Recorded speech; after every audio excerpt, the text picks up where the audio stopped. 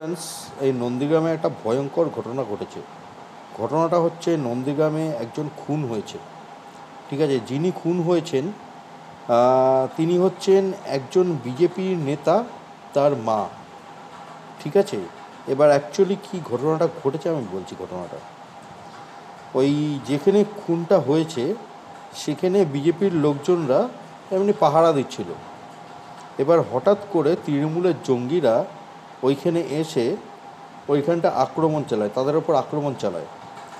এইবার যিনি খুন হয়েছেন এই বিজেপির নেত্রী, মানে ওই বিজেপির নেতার মা, তিনি আসেন, এসে এবার ওই গণ্ডগোলটাকে থামানোর চেষ্টা করেন।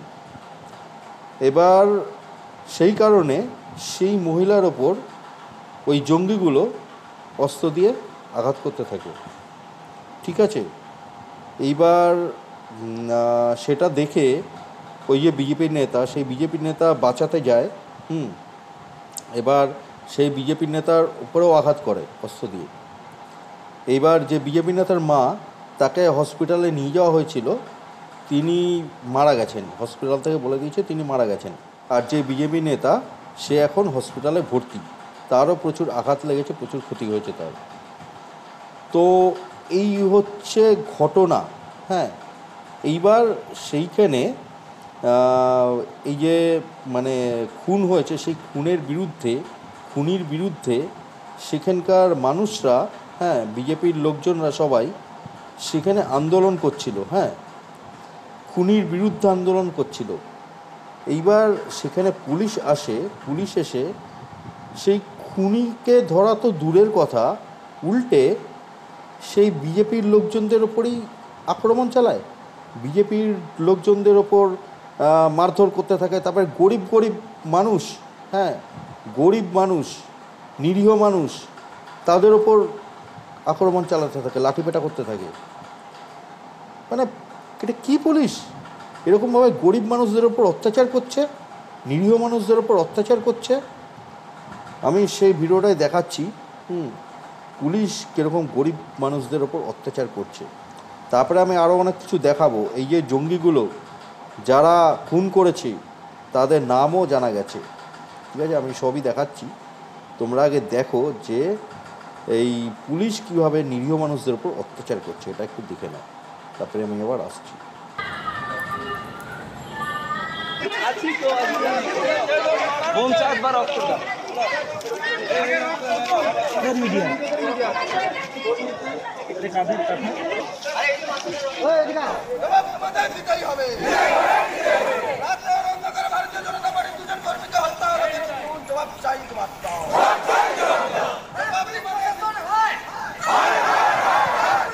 নন্দীগ্রাম তৃণমূল কংগ্রেস জায়গিরদার নয়, এখানে জমিটা তাদের ছেড়ে দেওয়া হয়নি।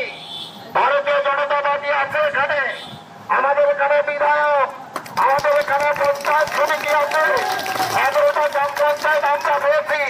তৃণমূল কংগ্রেস মনে রেখো, খুন করে ভারতীয় জনতা পার্টিকে আটকানো যাবে না। 25 তারিখে ইভিএম মেশিন এটা প্রমাণ করে যাবে। আর 4 তারিখে বিদায়ের জন্য পশ্চিমবাংলা থেকে তৃণমূল কংগ্রেস দল প্রস্তুত থাকে।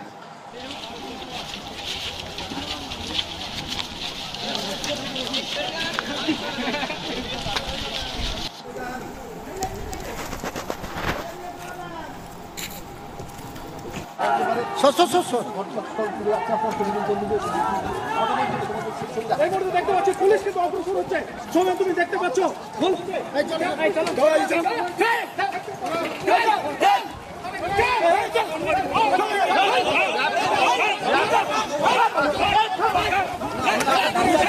পুলিশ কিন্তু ঘটনাস্থল দেখো।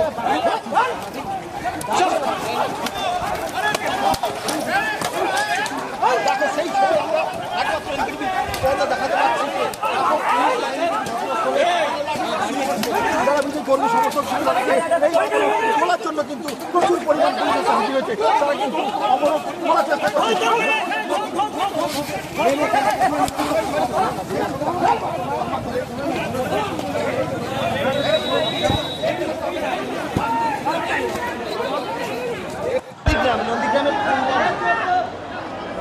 মমতা ব্যানার্জির ভাইপোর উস্কানিতে খুন হয়েছে। উনি গতকাল বলে গেছিলেন সোনাচূড়া গোকুলনগর 80টি বুথে অনেকে ধমকাচ্ছেন, আমি তাদের সতর্ক করতে এসেছি, ফল ভালো হবে না। ভাইপোর উস্কানিত হচ্ছে, এফআইআরে আমরা ওর পরিবার ওর নাম দিচ্ছি।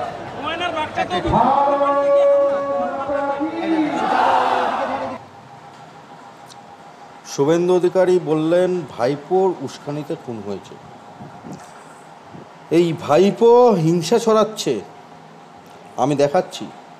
ভাইপো যে হিংসা মার্কা কথাবার্তাগুলো বলছিল সেইটা আমি শোনাচ্ছি সবাইকে, তোমরা শোনো, তারপরে আমি আবার আসছি, ঠিক আছে?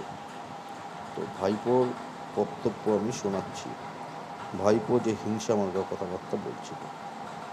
এবার এক মায়েরা, দাদারা, ভাইয়েরা আমাকে বলুন যে বিজেপি যদি একদিন দুদিন আগে থেকে বাড়িতে গিয়ে ধমকায় চমকায়, মায়েরা হাতে খুন্তি আর পটি নিয়ে তাড়া করবেন এদের, কিন্তু ভোটটা আগামী দিন নিজেদের ভোটাধিকার কেন্দ্রে গিয়ে প্রয়োগ করবেন। আমি আপনাদের বলছি, এখানে যারা ভাবছে যে 80টা বুথে সন্ত্রাস করব, মানুষকে ভোট দিতে দেব না, আর প্রত্যেকটা বুথে 700-800 ভোট নিয়ে 50,000 ভোট বাড়িয়ে নেব, যারা করবে তার তালিকা আমার কাছে রয়েছে। আমি আপনাদের বলছি, আপনারা নিশ্চিন্তে থাকুন। নন্দীগ্রাম 1 নম্বর ব্লকে সোনাচূড়া, হরিপুর, গোকুলনগর, ভেকুটিয়া, আর 2 নম্বর ব্লকে বিরুলিয়া, বয়াল 1, বয়াল 2, যারা মানুষকে ভোট দিতে দেয়নি তাদের তালিকা আমার কাছে রয়েছে। পরিণতি খুব খারাপ হবে, সতর্ক করে দিয়ে গেলাম, খুব খারাপ হবে, কোনো বাবা বাঁচাবে না। তো শুনলে তোমরা, বলছে কোনো বাবা বাঁচাবে না, এরকমভাবে হিংসা ছড়াচ্ছে। আর কি বলছে, কোথায় বিজেপির কে মানুষকে ভোট দিতে দেয়নি, মানুষকে ভোট দিতে দেয়নি নাকি যারা ভোট লুট করতে এসেছিল তাদেরকে আটকেছে? যারা ভোট লুটতে আসছে তাদেরকে আটকাচ্ছে বিজেপি। আর এই অভিষেক ব্যানার্জি বলছে মানুষকে নাকি ভোট দিতে দিচ্ছে না। যারা ভোট লুট করতে আসছে তাদেরকে আটকাচ্ছে, আর তাদেরকে আটকেছে বলে সেই কারণে খুন করে দিল তার মাকে। এরকমভাবে আক্রমণ, হ্যাঁ, এরকমভাবে অত্যাচার। তো যারা খুন করেছে, যেই সব জঙ্গিগুলো খুন করেছে তাদের নামটা একবার শুনে নাও। এই যে ঘটনাটা ঘটেছে এর জন্য তো সিবিআই তদন্ত হবেই। এরা সব কটা তিহারে ঢুকবে, এদের লাইফ বরবাদ হয়ে যাবে এই জঙ্গিগুলোর, এরা আজীবনকাল জেল খাটবে, এদের ফাঁসি হবে। তো আমি এই জঙ্গিগুলোর নাম একটু শোনাচ্ছি, শুভেন্দু অধিকারী বলেছেন এই জঙ্গিগুলোর নাম। তো জঙ্গিগুলোর নাম আমি একটু শোনাচ্ছি, ঠিক আছে? একটু ওয়েট করো, আমি শোনাচ্ছি। আর এই নামে তার পরিবারের কন্যা এফআইআর করেছেন। এফআইআরে থাকা নামগুলো আমি শুধু বলছি, এই খুনিদের চিনে রাখুন: খোকন শেখ, দেবু রায়, আব্দুল আলিম আল রাজি, শেখ তাজামুল, শেখ সানাউল্লাহ, শেখ নাজমুল ইসলাম, শেখ মনসুর আলী, শেখ মান্নান, শেখ আরিফুল আলম, শেখ সুফিয়ান, শেখ শামসুল ইসলাম, শেখ আইনুল হক, ফিরোজ মল্লিক, বাবুল আক্তার, বাবুল তাজমুল খাঁ, শেখ জাহাঙ্গীর, উত্তম প্রামাণিক, সমীরণ দাস, বাবু ওঝা, বিষ্ণু ভূঁইয়া, কৃষ্ণকান্ত সিট, রতন দোলই, আমিরুল ইসলাম, শঙ্কর ধাড়া, এই 25 জন খুনি। তো শুনলে তোমরা এই খুনিদের নামটা। তো এবার এই খুনিগুলোর কি হবে, তাই না? তৃণমূলের কথা শোনা তো করছে, তো এদের তো লাইফ বরবাদ হয়ে গেল। এখানে তো সিবিআই তদন্ত হবেই, আর এরা সবকটা তিহার জেলে ঢুকবে। এরা সারা জীবন জেল খাটবে, ঠিক আছে? এদের লাইফ বরবাদ হয়ে গেল, এদের ফাঁসি হবে। তৃণমূলের কথা যারা শুনে এই সমস্ত ঘটাচ্ছে তাদের সব কটার জেল হবে, তিহার জেল হবে। তাদের কপালে প্রচুর দুর্ভোগ আছে এই তৃণমূলের কথা শুনে যারা এই সমস্ত ঘটাচ্ছে। নামগুলো বেরিয়ে গেল তো, এবার এরা জেলে ঢুকবে, এটা হচ্ছে বিষয়। সুতরাং এই তৃণমূলের কথা শোনা বন্ধ করো। আর যদি এখনও পর্যন্ত তৃণমূলের কথা শোনো, শুনে সমস্ত চালাও, তাহলে তারা ছাড় পাচ্ছে না, তাদের অস্তিত্ব ডিলিট হয়ে যাবে।